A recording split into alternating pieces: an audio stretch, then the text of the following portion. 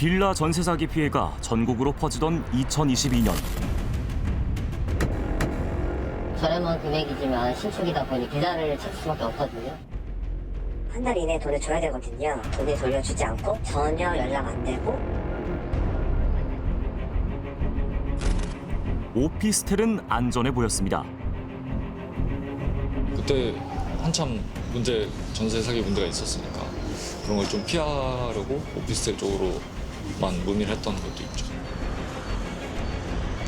생각보다 역도 가깝고 옆에 마트도 있고 이러니까 꽤나 괜찮은 거예요. 보증금도 안전할까요? 계약 당시에는 되게 떵떵거리면서 저한테 호언장담했었거든요. 돈 무조건 줄 수 있다. 누가 잘못한 걸까요? 그런 생각이 들더라고요. 우리가 미련했다. 세상이 원래 이런 것이었구나.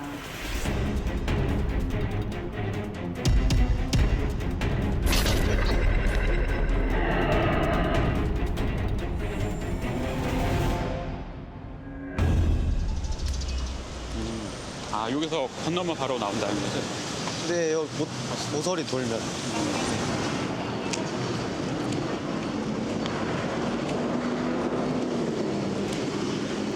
서울 가양동의 한 오피스텔. 현재 경매 절차가 진행 중입니다. 도시가스 안내서 층별로 점점 이렇게 좁아지는 구조여가지고 네, 저희는 다 6세대? 1, 2, 3, 4, 네, 6개 정도 되는 것 같아요. 빠져있는 세대가 많나 봐요. 그쵸, 지금 비어있는 데가 많아요. 공실이 많아요. 아, 공실이 많아요? 네, 왜냐면 인차권 등기가 설정이 돼 있으니까. 월세 아니고는 사실 안 들어오시죠.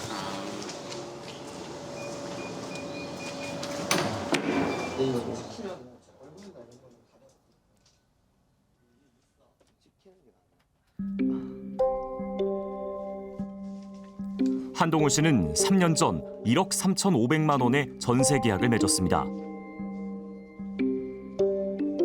착실히 모아온 3,500만 원에 중소기업 청년 대출 1억 원을 받아 보탰습니다.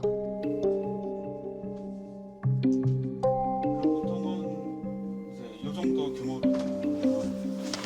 에어컨이랑 냉장고 그리고 선반은 원래 옵션이었던 거죠? 네, TV까지. TV까지. 그리고 위에 저 나무 선반. 네. 오피스텔을 이제 선택하시게 된 이유가 혹시 있을까요? 그때 당시에도 빌라는 아무 좀 위험하다는 인식이 좀 있었고 여기가 오피스텔에 집도 가깝고 해서 사실 네. 하지만 지난해 계약 연장을 앞두고 상황은 예상과 다르게 흘러갔습니다. 계약 기간이 끝난 뒤에도 보증금을 돌려받지 못한 다른 세입자들의 임차권 등기 설정이 이어졌습니다. 그럼에도 임대인은 아무 문제가 없다는 태도를 보였다고 합니다. 자기는 지금 가진 재산들 다 내놨고 이제 주식도 자산이 꽤 있고 건물도 팔리면은 돈 주고도 남는다. 네, 이렇게 얘기하시니까 사실 그냥 알겠다고 그냥 더 마땅히 갈 데도 없고 해서 더 살았죠. 하지만 6개월 뒤 강제 경매 결정이 내려졌습니다. 이마저도 다른 세입자들을 통해서 듣게 됐습니다. 1층에 어떤 분이 이제 그 안내 문자에 그 카카오톡 아이디를 적어 놓으신 거예요. 연락 달라고. 그래서 이제 제가 최초로 연락을 드렸죠. 지금 경매 넘어간 거 알고 계시냐? 이래서 무슨 소리냐 하고 몰랐거든요. 전혀 낌새를 알아챌 수 있는 뭔가가 없었거든요. 세입자들의 불안감이 커지는 상황에도 임대인 측은 되레 화를 냈다고 합니다. 제가 이제 물어봤어요. 경매 넘어가서 나중에 돈을 못 받게 되면 어떻게 하냐 이랬더니 받으실 거면 어떻게 하실 건데요? 막 이러면서 되게 화를 내시더라고요.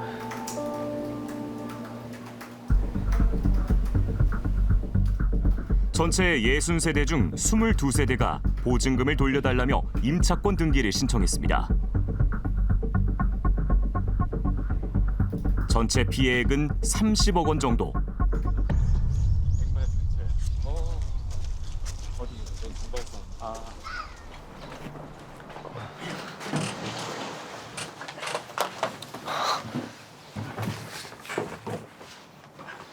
결혼을 앞뒀던 이 남성도 그 피해자 중 한 명입니다. 네, 그때 한참 전세 사기 문제가 있었으니까 그런 걸 좀 그래도 좀 피하려고 오피스텔 쪽으로만 문의를 했던 것도 있죠. 지난해 만기가 지났지만 전세 보증금 1억 6천만 원을 돌려받지 못했습니다. 세입자인데요. 네네네. 그 전세금을 아직 못 돌려받아가지고.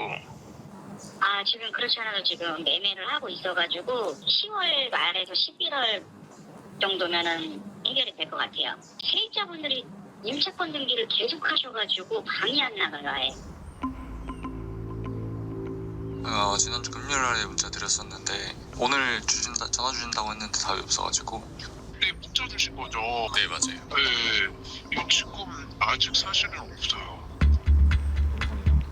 결국 보증금을 받지 못한 채 올해 초 결혼을 해야만 했습니다. 원래는 요거를 보증금을 받아서 이렇게 그렇죠. 받고 이제 같이 집을 구했어야 됐는데 어쨌든 저는 결혼하는 상황에 제 잘못이든 뭐 아니든 빚이 있는 상태잖아요. 그래서 문제가 좀 있었죠. 임대인 측은 일부 세입자 때문에 보증금 문제가 커졌다며 핑계만 대고 있었다고 합니다. 경매가 끝내기를 기다리고 있다 이렇게 얘기하더라고요. 그래서 그때 이제 얘네들은 반환을 할 생각이 애초에 없었구나라는 생각이 들면서 이제 그때 이게 말로만 듣던 사기구나라는 생각이 들었죠. 피해자들은 전세 사기 피해자 신청과 함께 형사 고소를 준비하고 있습니다. 하지만 임대인 측은 경매 입찰가가 낮아도 보증금 반환에 문제 없을 거라고 장담합니다. 80억밖에 안 나와서 저희도 화가 나는 그런 케이스고 80억, 70억에 낙찰돼도 기존 세입자분들 보증금 반환 받는데 하나도 문제 없습니다. 이런 오피스텔은 건축법상 업무시설로 분류되지만 욕실과 주방 등 일정 요건을 갖추면 주거용으로 사용할 수 있습니다. 더욱이 관리 업체가 있다는 점에서 세입자들에겐 빌라보다 안전해 보였다고 합니다. 일반 아파트와 오피의 그 구조적으로 봤을 때 차이가 없어요. 그러하니 생활이 가능하고 신축에 대한 열망은 인간이면 누구나 다 갖고 있는 것이고 그러하다 보니 오피에 대한 피해가 많은 게 사실이죠. 하지만 오피스텔의 전세 사기 피해는 늘고 있습니다. 주택도시보증공사의 전세보증금 반환보증 사고 현황입니다. 빌라로 불리는 다세대 주택의 비중은 2022년 58%에서 올해 33%로 줄었는데 같은 기간 오피스텔은 18%에서 29%로 늘어났습니다. 법원의 경매 건수를 봐도 아파트와 빌라보다 오피스텔의 증가폭이 큰 점을 알 수 있습니다. 모두 빌라 전세 사기가 들끓었던 2022년 이후입니다. 오피스텔의 취약점은 집값 대비 전세가가 높다는 점. 전세가율은 80% 이상이면 위험하다고 평가되는데 전국 오피스텔의 평균 전세가율은 84% 선입니다. 아파트와 빌라보다 월등히 높습니다. 내 돈을 거의 내지 않고 오피스텔 하나 갖고 있는 거예요. 혹시라도 오피스텔이 가격이 오르면 돈 버는 거고 오르지 않으면 사실 손해도 없죠. 아주 좋은 투기죠. 손해볼 가능성이 없는 투기니까. 오르기만 하면 좋고 안 오르면 많은 거예요. 손해보는 사람은 임차인이죠.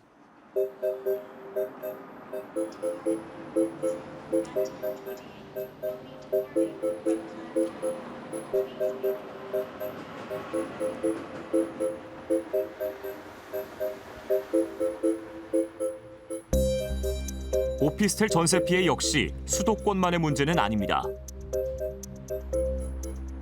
부산의 한 오피스텔.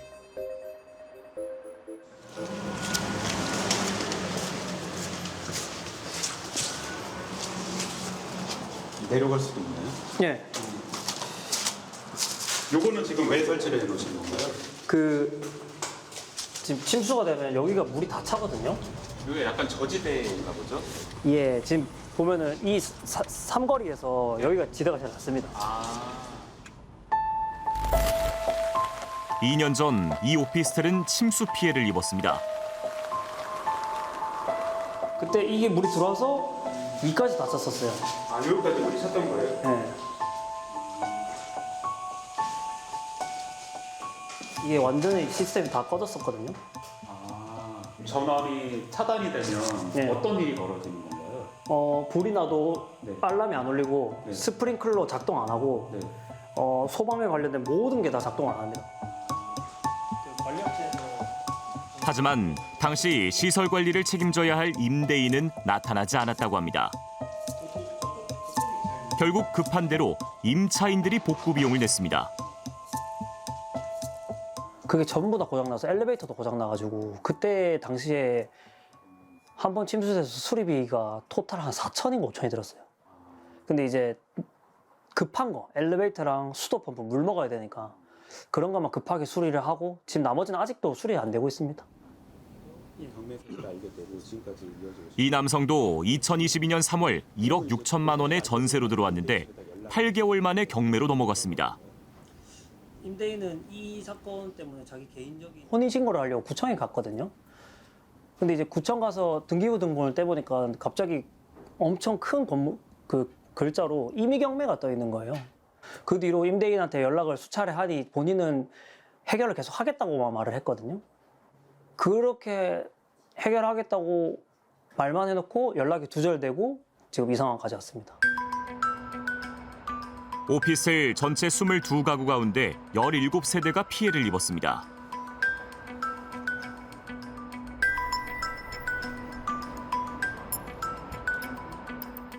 회의 중이니 나중에 전화하겠습니다. 네. 또 회의 중이니 나중에 전화하겠습니다. 그러니까 저희가 1월 5일까지는 일단 경매를 최대한 빨리 끌 테니까요. 네네. 그리고 은행하고도 이제 그 부분만 정리되면은 경매는 제가 해준다고 저하고 얘기를 해놓은 부분이니까. 알고 보니 보증금으로 개인 사채를 갚은 거군요. 그렇죠. 그리고 개인 사생활로 다 사용을 했고 개인 통장으로 다 해서 생활비로 다 사용했고. 이 오피스텔의 실거래가는 많아야 53억 원으로 추정됩니다.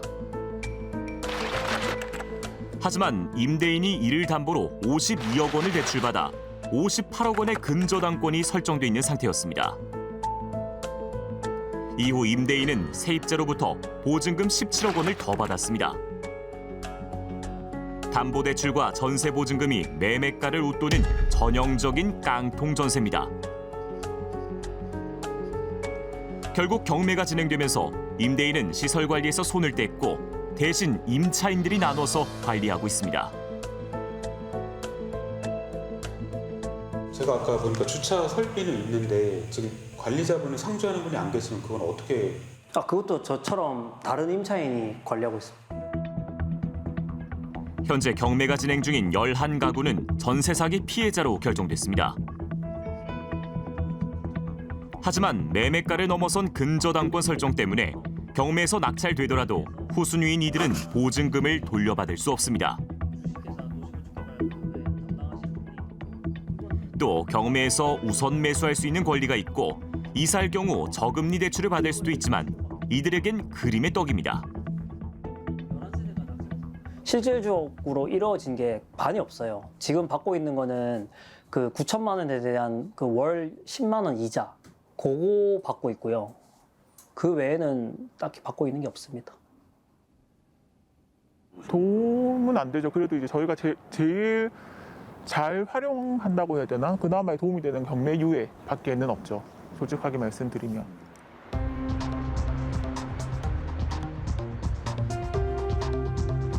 (2023년) 전세 사기 피해자를 돕기 위한 특별법이 처음 제정됐습니다.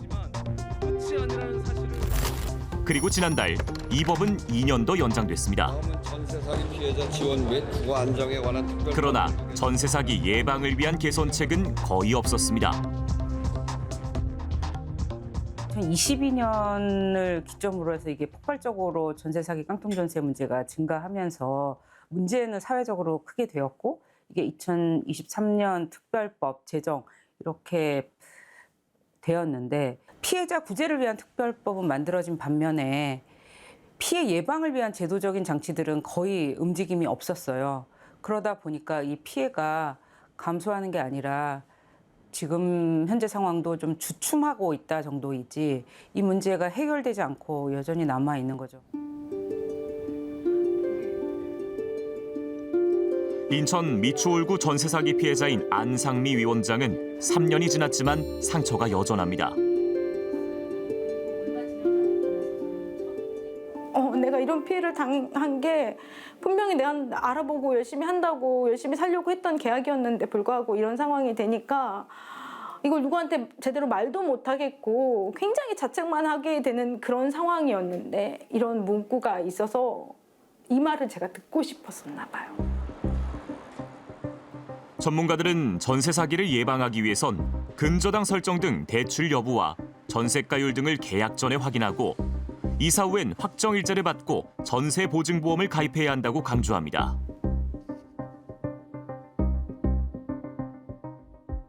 우리가 금융기관이 주택담보대출 같은 또는 뭐 담보대출을 할 때 이 돈을 잘 갚을 수 있을 것인가, 내가 잘 받아낼 수 있을 것인가, 금융기관들은 그런 고민을 하거든요.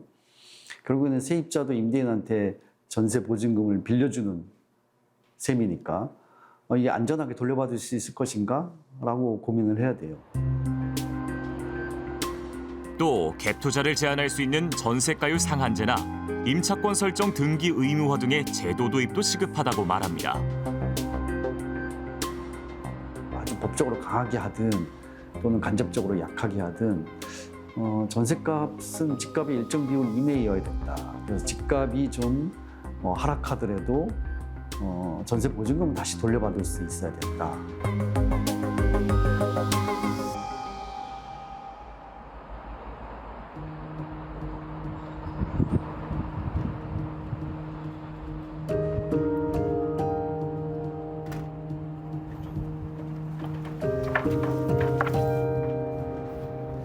부푼 기대를 안고 신혼집으로 고른 오피스텔이었습니다.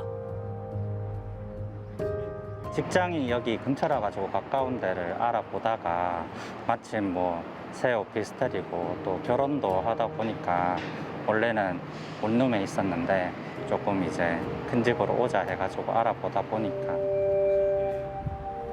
하지만 건강을 잃고 삶 전체가 무너졌습니다. 이제 평생 모은 돈이었어가지고 가슴이 철렁했고 진짜 나쁜 생각도 많이 들었고 스트레스가 너무 많았고 정신적으로도 힘들어가지고 뭐 현재는 또 대장암도 앓고 있거든요. 2025년 전세 사기 피해는 계속되고 있습니다. 만약에 이 전세 계약하기 전으로 돌아가신다면 네. 어떻게 하실 것 같으세요? 이 전세 자체를 이제는 아예 안 할 것 같아요. 조금 비싸도 월세나 아니면 뭐 대출을 조금 해서라도 자가를 아파트로 자가를 구입했었을 것 같습니다. 주거 취약계층의 주거 사다리 역할을 해온 전세제도. 사기 가해자는 1명이에요. 근데 사기 피해자는 100명이에요. 그러면 이 100명 한 명 한 명이 다 인생을 다 무너지는 거거든요. 이제 제대로 손봐야 할 때입니다.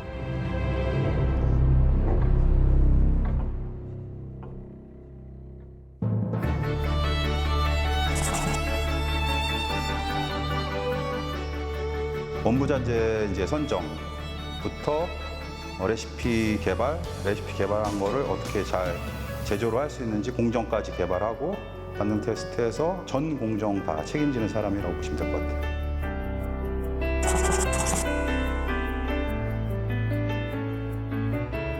체코 브루마스터한테 기술을 이제 사사받고 제 스승님이죠. 스스로 또 연구하고 경험을 쌓으면서 지금까지 왔습니다. 경력은 한 20년 정도 보시면 될 것 같습니다.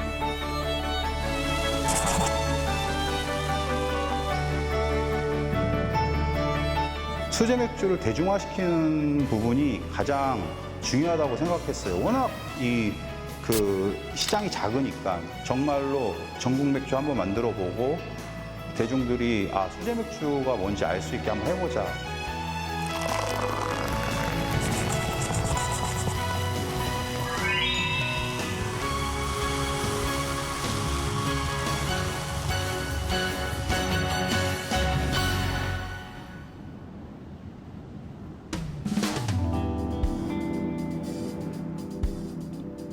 수제 맥주 제조업체 세븐브로이. 중견기업 대한제분의 콜라보 제안은 양쪽 모두에게 기회였습니다.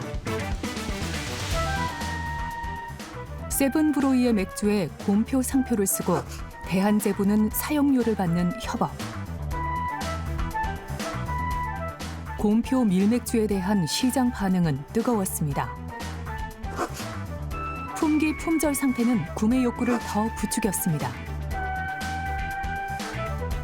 출시 직후 대한제분의 주가는 치솟았고 이듬해 세븐브로이의 매출은 400억 원대로 가파르게 늘었습니다. 자, 요즘 편의점에서 수제 맥주가 불티나게 팔리고 있습니다. 국산 수제 맥주의 성장세도 가파른데요. 수제 맥주 시장도 덩달아 전성기를 맞습니다.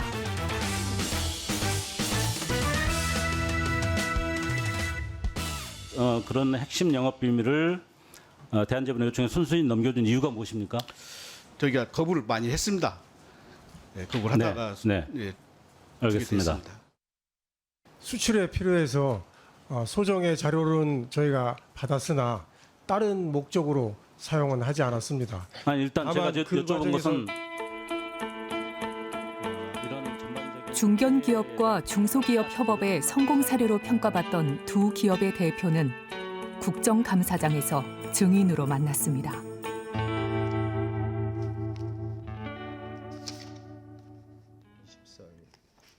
곰표 맥주를 개발한 브루마스터 김희상 씨.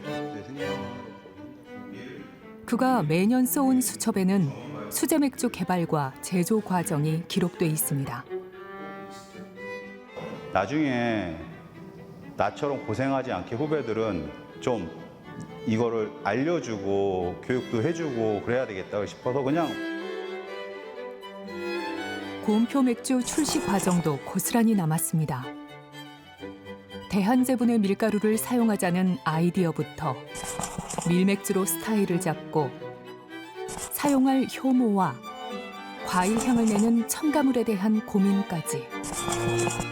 이제 원부자재 같은 경우 이제 수입 제품들이 많다 보니까 각기 이게 배로 오는 것도 있고 날짜나 이런 것들이 빠듯하기 때문에 제품의 완성도는 100% 지켜내면서 거기에 날짜를 맞추는 거 그런 것들이 좀 가장 인상적으로 남았던 것 같아요. 수제 맥주를 공장 양산 시스템에서 대량으로 만들어내는데 반년이 걸렸습니다. 우리가 샘플을 실험실에서 만들었을 때 좋다 했던 맥주들이 실제로 본 설비에 올라갔을 때 그렇게 안 나오는 경우가 많아요. 그랬을 경우에는 공정을 바꿔야 됩니다. 아마 6, 7개월 정도 걸렸던 것 같아요. 보통은 1년 이상 걸리는 경우도 굉장히 많거든요. 하지만 3년 만에 생산을 멈춰야 했습니다. 협업을 먼저 제안했던 대한제분이 계약 기간 만료를 석 달 남짓 앞두고 돌연 경쟁 입찰을 통보했습니다.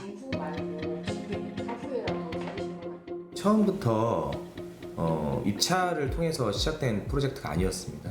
저희가 전부 다 개발하고 저희가 유통하고 저희가 판매하는 이 시스템 안에 IP만 대한제분이 빌려준 형태였거든요. 그거를 이제 성공을 시켜놨더니 갑자기 경쟁 입찰로 전환을 하는 상황이 된 거예요. 그리고 2달 뒤 대한제분은 세븐브로이에 계약 갱신이 아닌 종료를 선언합니다. 대한제분은 왜 곰표 맥주의 매출이 오르던 시점에 협업 중단을 선택했을까? 그날 당사자들의 대화입니다.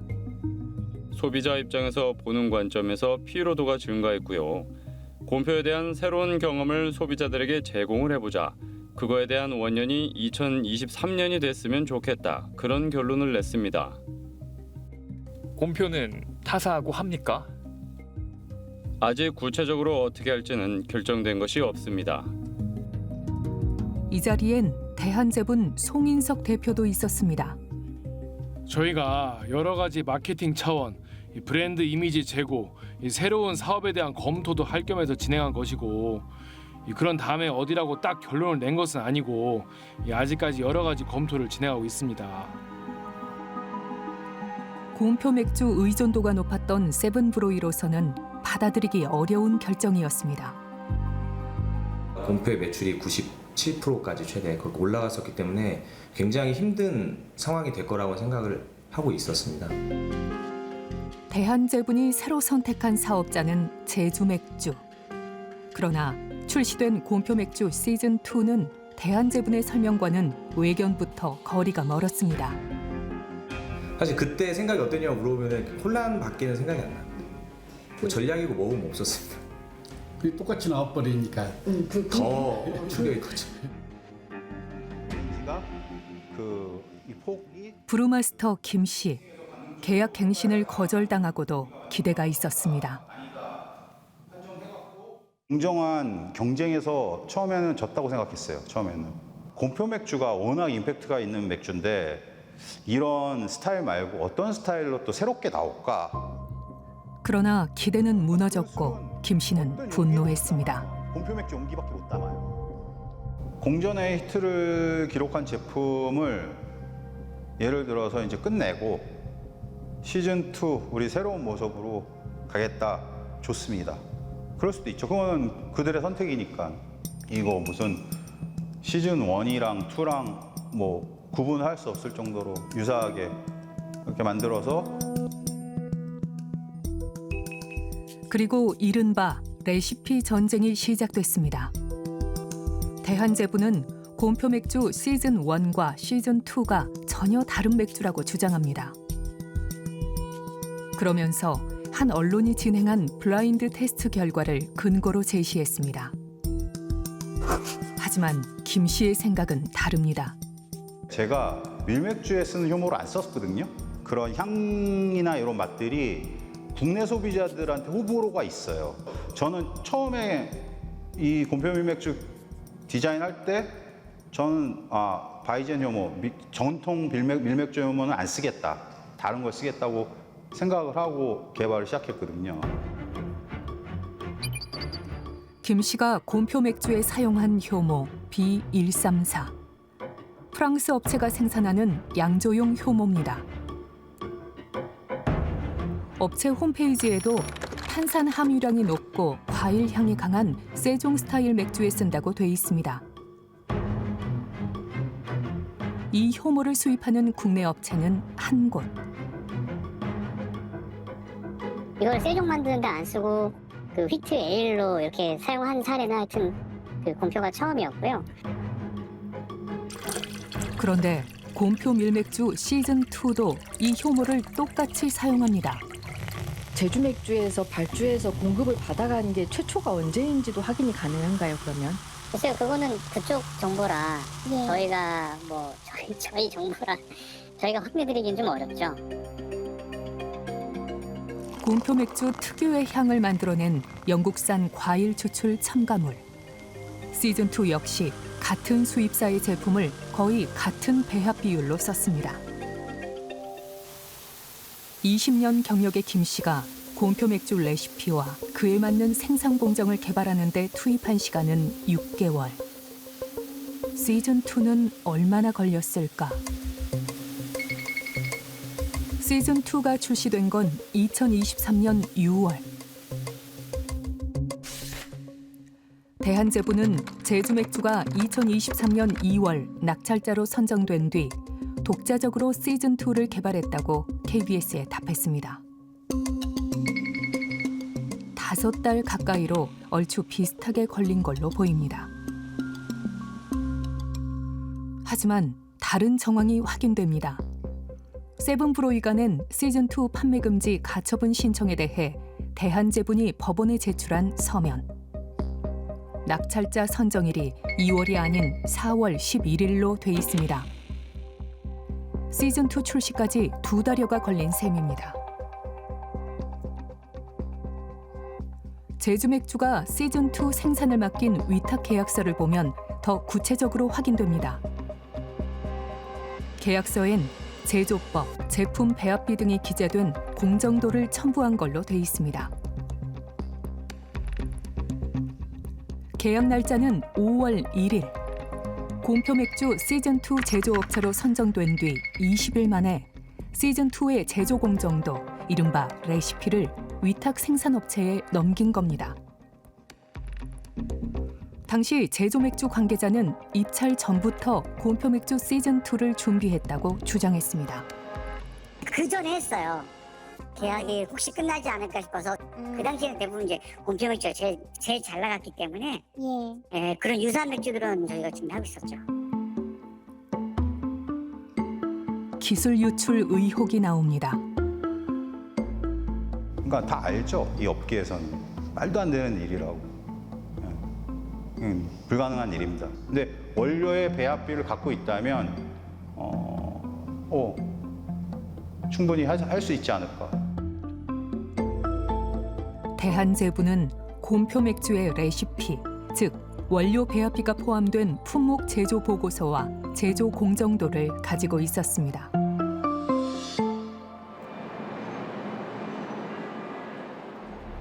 상표를 빌려주고 그 대가로 로열티만 받던 대한제분. 계약 1년 뒤 곰표맥주의 매출이 늘자 수출용을 납품받겠다며 계약 변경을 요구했습니다. 주류 수출 면허도 받습니다. 주류 판매는 대한제분의 본연의 사업이 아니었잖아요. 1차 계약은 라이선스 계약이 맞다라고 보여지고요. 두 번째 계약에서는 세븐프로이한테 위탁을 하고 제조 위탁을 하고 납품을 해달라고 하는 행위였기 때문에 이것은 전형적인 하도급 계약으로 보여집니다. 이 과정에서 대한제부는 수출 거래처 명단과 맥주 레시피를 요구했고 김 씨는 반대했지만 결국 내줄 수밖에 없었습니다. 상식에 맞지 않는다고 해야 되나? 뭐 과학자나 아니면은 뭐 엔지니어한테 설계 도면을 달라 이런 거랑 똑같은 얘기니까 협업하는 대한제분이랑 관계가 굉장히 중요했고 그러니까 저희 스스로가 몸조심을 할 수밖에 없는 거예요.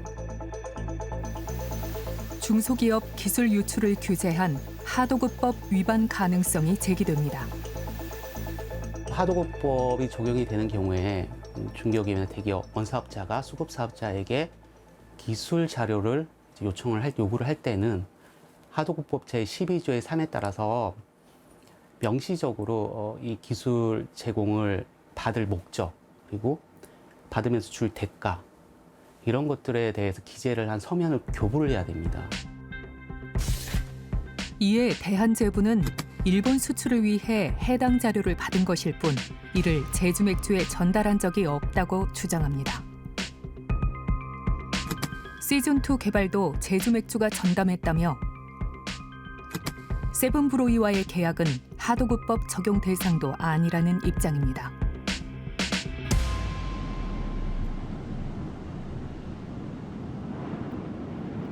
세븐브로이는 곰표 밀맥주 생산을 위해 2022년 300억 원을 투자해 전북 익산에 새 공장을 지었습니다. 회장, 대표이사까지 저희 공장을 다 방문해서 격려해 주시고 또 잘해보자고 또 말씀도 해주시고 그래서 전혀 의심의 여지가 없었습니다, 사실은. 그러나 계약 갱신은 이루어지지 않았고 이미 생산돼 있던 맥주 2천여 톤은 팔지 못하고 버려야 했습니다. 재고 판매 기간으로 6개월이 보장돼 있었지만 대한제부는 계약 종료 시점에 캔과 병에 담지 않은 저장 맥주를 재고로 보지 않았기 때문입니다. 상대방이 계약이 체결될 거라는 정당한 신뢰를 만약에 이쪽에서 부여를 한 경우에는 그 신뢰에 대한 이익 배상을 사실 해줘야 되고 저장주 역시 내가 이 신뢰를 위해서 이미 지출한 비용으로 볼 수가 있거든요.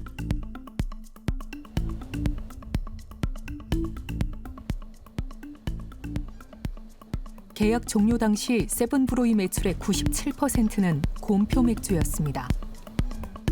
세븐브로이가 특별하게 대한제품에 불이익을 가하지 않고 있고 수익을 이제 가져다 주고 있는 것이고 별다른 이유 없이 그 논의되고 있는 것을 무마시켜버리고 단절시켜버리거나 이런 경우에는 이제 부당한 그 본인의 지위를 남용을 해서 부당한 거래 거절이 될 수 있다. 세븐브로이는 자금난 해결을 위해 공정위 신고를 취하하고 조정을 신청했지만 결국 무산됐습니다. 200억 원에 가까운 손해 주장에 대한제분이 제시한 조정액은 1억 원. 사실상 손해를 인정하지 않겠다는 의미로 해석됐습니다. 법률 분쟁으로 가게 되면 중소기업 입장에서는 피해를 입었음에도 불구하고 그 피해를 회복하는 데 있어서 많은 시간과 비용들이 수반이 되기 때문에 사실상 문제 해결하는 방법을 찾기가 어렵습니다.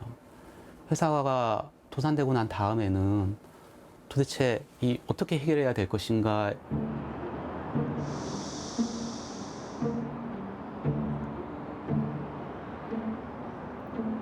지난해 국회 국정감사에 출석한 송인석 대한제분 대표.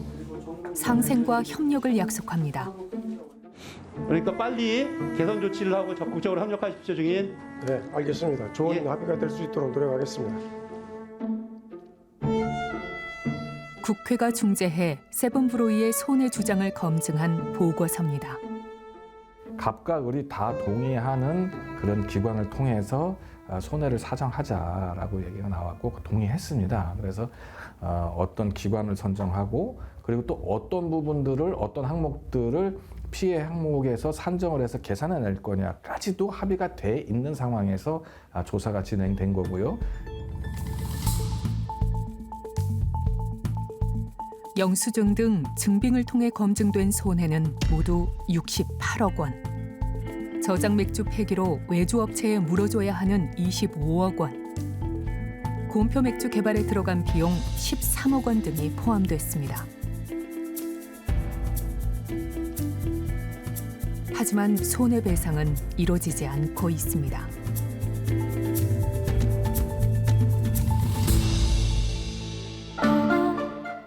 상표 콜라보가 트렌드가 돼 넘쳐나는 시대. 곰표 맥주 사건은 과제를 남겼습니다. 상표권이 정말 막강한 경제 권력으로 작동하고 있다는 걸 느낄 수 있는 사건이었고요. 현행 공정거래법에서 이러한 상표권과 같은 거래상 지위 남용 행위를 명확하게 규율하고 있지 못하기 때문에 이번에 이걸 어떻게 대응해내고 향후에 어떻게 조치해 나가느냐가 향후에 콜라보를 하는 부분에 대해서 지침이 될 것이기 때문에 제가 좀 비사하게 좀 바라보려고 하고요. 입법이 가능한 부분도 디테일하게 한번 더 따져보도록 하겠습니다. 상표 계약에서도 영업비밀 요구, 거래 배제와 같은 지위남용 유형을 관련 법령에 명문화하는 것은 물론 계약갱신 때 일방적인 경쟁 입찰 전환을 제한해야 한다는 의견이 나옵니다. 갑은 경제적 이익을 볼 수밖에 없고 을은 자신이 어떤 개발에 있었던 노력과 비용들을 보상받지 못하는 전형적인 구조인 거죠. 사실 갑의 입장에서는 가장 편리하게 을의 어떤 기술 또 그리고 이후에 거래 비용을 싸게 만드는 방법이죠. 곰표 맥주 브루마스터에겐 상처가 남았습니다. 비도덕적이지 않나 그런 생각이 듭니다. 우리가 헤어질 때는 이유가 있습니다.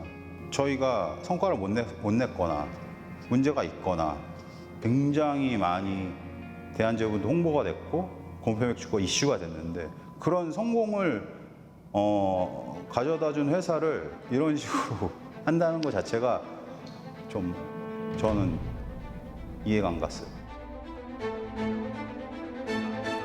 대한제분은 최근 세븐브로이에 합의안을 전달했습니다.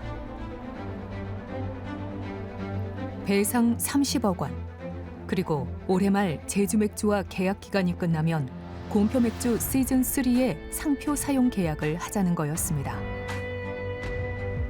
세븐브로이는 터무니없는 합의안으로 국회를 배제한 채 합의할 수 없다며 지난주 법원에 기업 회생 절차를 신청했습니다.